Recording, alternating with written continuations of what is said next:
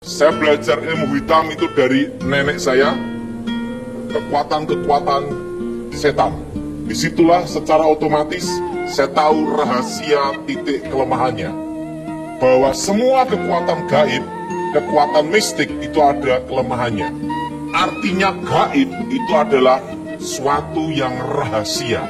Jadi disebut alam gaib itu namanya alam rahasia. Ya, artinya gaib itu tidak terlihat. Artinya gaib itu adalah misterius. Artinya gaib itu adalah tersembunyi. Nah, itu artinya gaib. Nah, saudara, setelah saya mempelajari berbagai kekuatan mistik, secara otomatis itu tahu rahasia kelemahannya. Bahwa semua pengiriman ilmu hitam itu pasti ada tandanya. Jadi dari tujuan pengirim apa itu tahu pada waktu ada tandanya. Misalnya contohnya seperti ledakan di atap rumah. Duar, kutu-kutu. Tapi tidak ada benda yang ada, tapi seperti benda jatuh yang keras. Itu adalah pasti jenis ilmu santet, ilmu untuk membunuh. Apa saudara? Ilmu untuk apa saudara? Membunuh. Ilmu untuk membunuh. Atau bikin orang jatuh sakit parah. Nah, kalau bunyinya seperti pasir menyebar, sekitar jendela dan pintu, itu adalah jenis ilmu hitam untuk namanya itu mateni sandang pangan, mateni rezeki. Apa saudara? Mateni apa saudara? Mateni apa? Rezeki, mateni sandang pangan. Nah, itu namanya tutup bumi sapitu. Nah, itu jenis-jenis tanah kuburan. Tetapi, kalau sering di depan pintu itu, sering ada namanya itu pasir terus, atau tanah. Setelah itu dibersihin, besok muncul lagi. Bersihin, besok muncul lagi. Itu jenis untuk bikin bangkrut orang. Nah, kalau jenis nutup sandang pangan, mateni rezeki, itu biasanya, ini biasanya saudara, itu ada bau busuk menyengat bereng lewat di pintu utama. Jelas saudara? Itu tuh namanya mateni apa saudara? Sandang pangan, bikin orang bangkrut. Nah, jadi baunya itu menyengat bereng lewat toh. Kalau bau menetap itu bau goat, harus dibedain. Nah, kalau baunya wangi kayak melati atau kembang kamping, bereng lewat kayak daun pandan. Pada waktu malam Jumat, kira-kira jam 12 malam, bereng harum banget. Setelah itu hilang mendadak. Itu jenis ilmu guna-guna, ilmu pelet. Itu jenis jalan goyang, semar mesem, atau ilmu kedip-kedip, pasang susu. Jadi dari manifestasinya itu bisa ketahuan tujuan-tujuan yang dikirim itu untuk apa. Jelas? Nah, kalau slengdor itu mercon. Jadi harus dibedain. Harus apa saudara? Harus dibedain. Dor. Nah, semua kekuatan mistik, kekuatan roh, itu pasti bekerjanya masuk ke alam bawah sadar. Makanya yang disebut ilmu batin, komunikasi batin, komunikasi roh, roh gaib nih ya, roh gelap, itu selalu berhubungan dengan alam bawah sadar. Karena alam sadar manusia 20%, alam bawah sadar itu 80%. Makanya ada memori-memori kita zaman dahulu bisa teringat kembali. Jelas? Jelas? Karena alam bawah sadar bahwa 80%. Nah, semua kekuatan mistik, kekuatan roh itu bermain di alam bawah sadar dan masuk melalui pintu, yaitu sugesti. Iman dan sugesti itu beda. Iman adalah suatu keyakinan yang pasti benar. Sugesti adalah keyakinan yang belum tentu benar. harus dibedakan antara iman dan sugesti. Nah, bagaimana cara untuk menangkal ilmu hitam? Pada waktu ilmu hitam dikirim, pasti menggunakan namanya kekuatan dunia arwah. Ingat itu? Kekuatan adalah, nah, yang pertama, jangan meyakini, ini semua, jangan meyakini, mempercayai mimpi yang berhubungan dengan arwah orang mati yang menentukan nasib, takdir, kematian. Pada waktu ilmu gaib dikirim, itu akan menyamar menjadi orang yang terdekat yang sudah mati. Contohnya jadi ayahnya. Daripada kamu susah di sini, ikut saya lebih bahagia. Bangun dari tempat tidurnya, yakin itu arwah ayahnya. Maksimal 40 hari kasih ikut mati. Tapi kalau tidak percaya, lolos. Begitu ada bunyi ledakan, dor, mimpi. Jangan dipercayai mimpi yang ketemu orang mati. Pasti lolos. Jelas? Jelas? Jelas? Atau mimpi mandi keramas. Udo, telanjang bulat, telanjang mandi. Wah, sakit, bakal dia bangkrut atau buang air besar terus menerus. Nah, itu jenis tanah kuburan. Kalau mimpi itu diyakini sebagai lambang tanda, maka kekuatan gaib itu baru bisa bekerja. Karena harus ada namanya sugesti. Tetapi kalau tidak percaya, lolos. Jadi, orang punya keyakinan yang salah, itu bisa berakibat fatal. Jelas? Jelas? Jelas? Berakibat apa, saudara? Berakibat apa? Fatal. Jadi kalau ingin lolos dari serangan ilmu hitam, ingat, jangan ada yang meyakini komunikasi antara orang mati dan orang hidup. Lolos pasti. Nah, yang kedua, orang yang suka tertawa, hati gembira, itu tidak bisa kena ilmu hitam. Tapi jangan ketawa sendiri. Namanya edan. Jelas? Namanya apa? Edan. Kenapa? Saya beritahu, orang gila itu tidak merasakan corona loh. Betul? Betul? Betul? Dan dia tidak perlu pakai masker, betul nggak? Karena orang gila, betul? Nah, ingat, hati yang gembira, Alkitab berkata, adalah obat. Jelas? Jelas? Hati yang gembira adalah saudara. Jadi kalau saudara tahu, kalau orang yang hatinya gembira, bisa kena. Karena semua kekuatan mistik, kekuatan roh, itu bekerja bila ada suatu ikatan. Nah, contohnya apa? Yaitu dosa yang mengikat. Apa dosa mengikat? Akar pahit, kecewa, dendam. Makanya kalau hatinya gembira, suka tertawa, nggak ada kekecewaan, nggak ada dendam. Sehebat dukun apapun, tidak bisa kena.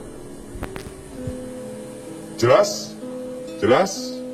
Nah, yang ketiga, orang yang takut setan, pasti ketemu setan. Orang yang takut setan ketemu apa? Nah, ngomong sama sebenarnya, kamu bukan setan. Jelas? Orang yang takut setan pasti ketemu. Tapi kalau orang yang berani sama setan, dia tidak ketemu setan. Kenapa? Semua penampakan ilmu gaib kekuatan mistik itu mengambil sisi negatif, namanya energi negatif.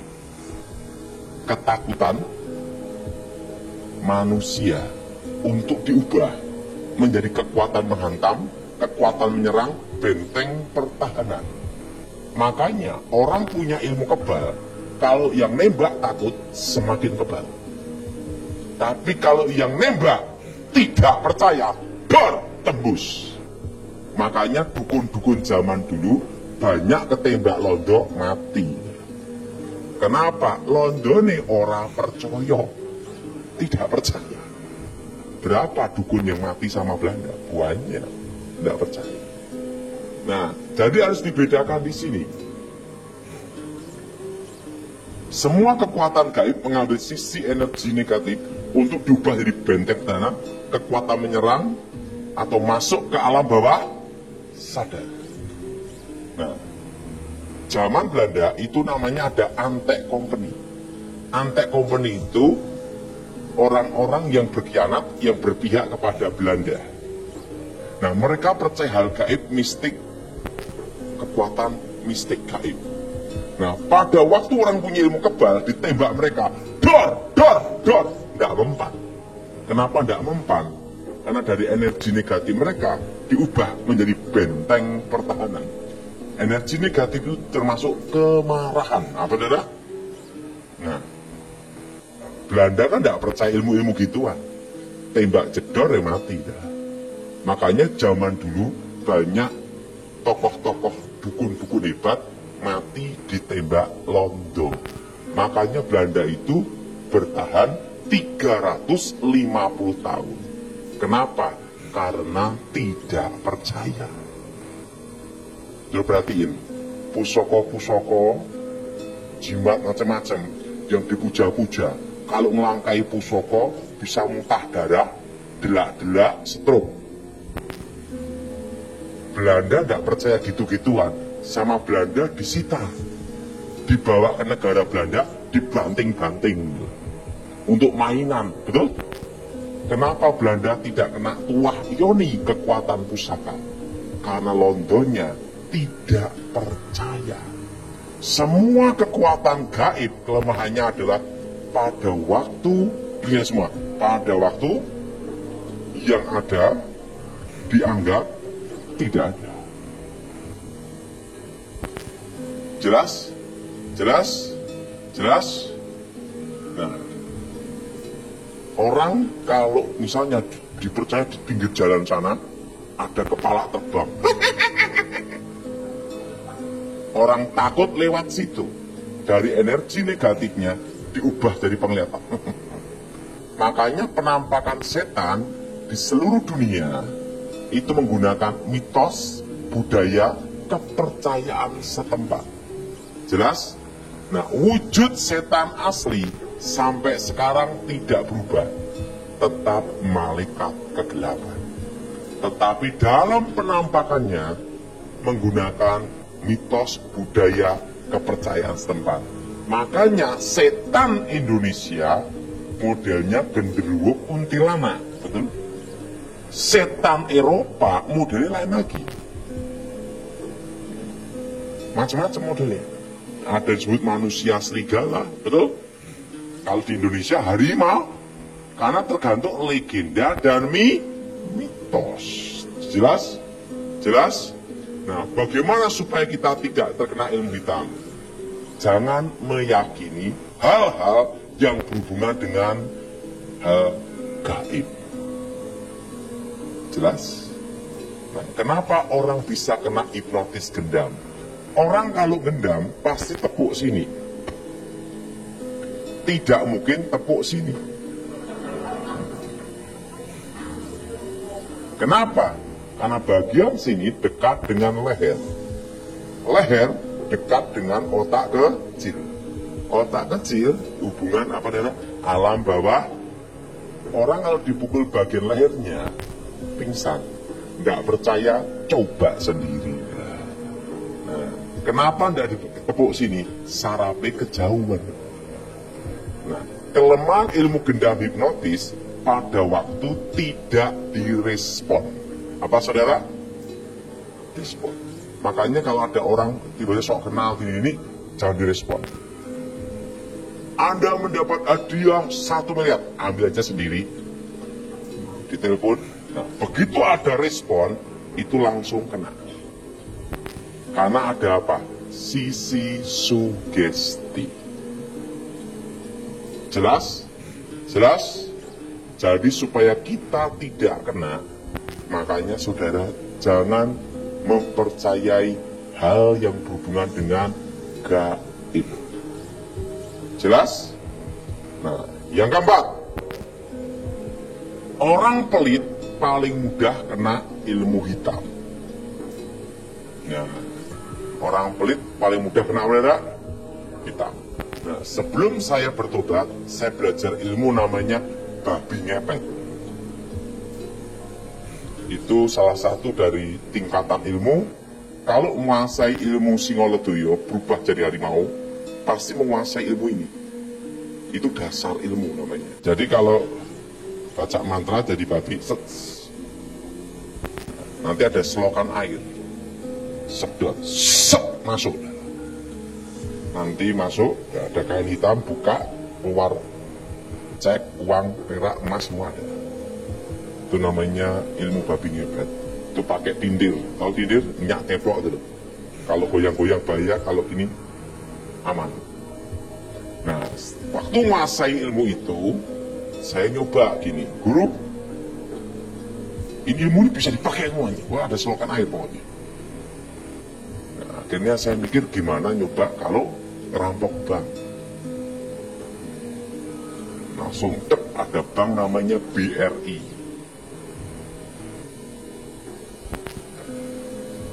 Kalau saya itu kalau habis ngambil tak balikin lagi, karena tujuannya bukan mencuri, hanya untuk praktek. Waktu nyedot air diselokan di BRI, mental, nggak bisa. Maka amanlah nabung di bank BR. Nah, dan apa yang terjadi? Waktu gagal, saya balik lagi. Nguk. Kakek saya tanya, kamu dari mana? Saya kok ngerampok ngambil bank di BRI pakai ilmu babi ngepet kok tidak bisa? Kakek saya ketawa cekikian. Dari Adam, Kowo sampai kamu, tidak ada deal babi ngepet bobol bank kecuali kamu. Ya saya mau nyoba. Bank tidak bisa dibobol babi ngepet sampai ngepot. Karena di bank itu uangnya orang sosial dan orangnya orang pelit gabung jadi satu. Nggak bisa. Jelas? Jelas? Jelas? Jelas? Nah, terusan disitulah saya baru ngerti. Kalau orang suka nolong, suka memberi, itu tidak bisa dikirim ilmu tanah kuburan. Dikirim pun jadi tawar, tidak berfungsi, karena ada hukum di sini. Nah, saya rasa hari ini kolektor berubah. Waktu mau ngasih, lihat belakang, muk. Mau dibobol babi ngepet atau ngasih. Jadi sebenarnya, makanya orang yang suka nolong, suka memberi, itu tidak bisa dikerjain. Sejago dukun apapun. Jadi gini, waktu itu guru saya beritahu saya, Ton, perlu kamu tahu bahwa ada hukum alam, keadilan sehingga urip, keadilan yang membuat kehidupan, dan garis ini tidak bisa dilawan atau dilanggar, karena itulah garis takdir.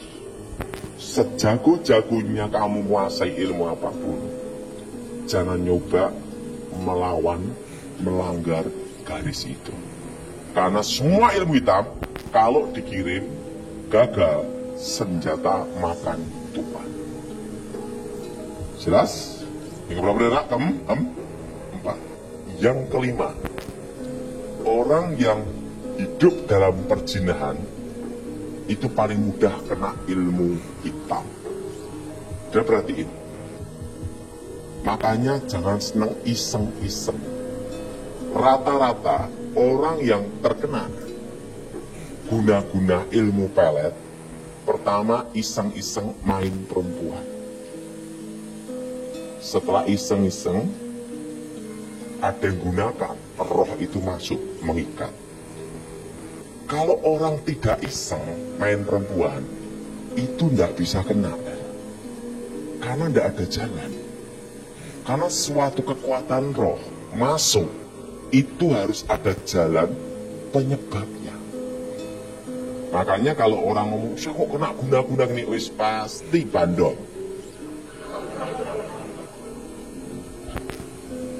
Nah, misalnya bukan bandot, seks bebas.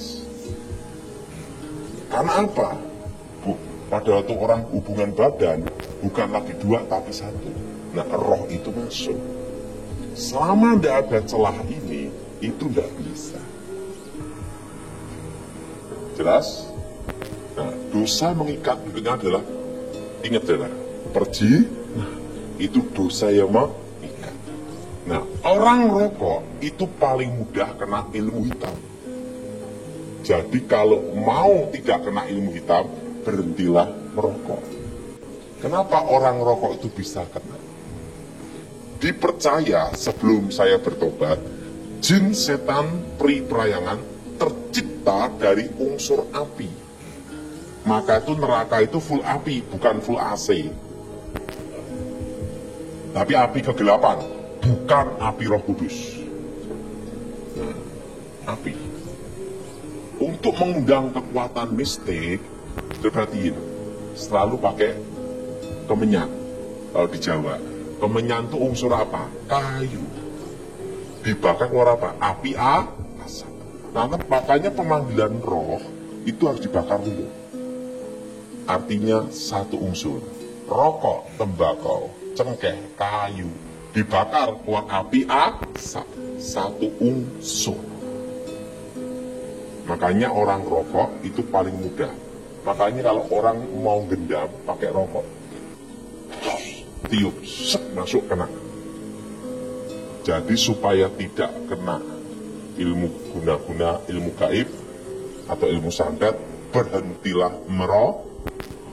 Siapa yang setuju angkat tangan? Nah, ingat, pokok dalam hidup ini satu hal pesan saya.